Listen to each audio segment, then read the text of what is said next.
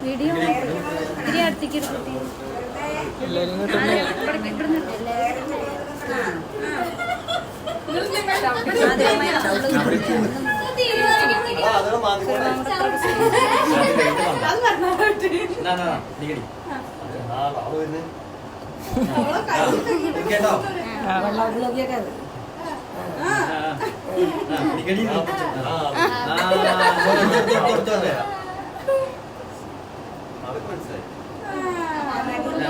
അവളെ നോക്കണ്ടേ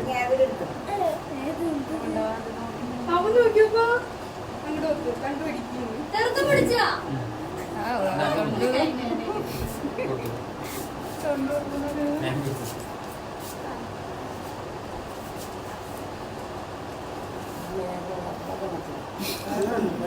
രണ്ടാളും കല്യാണം നാളെ ആരും ഉണ്ടാവില്ല.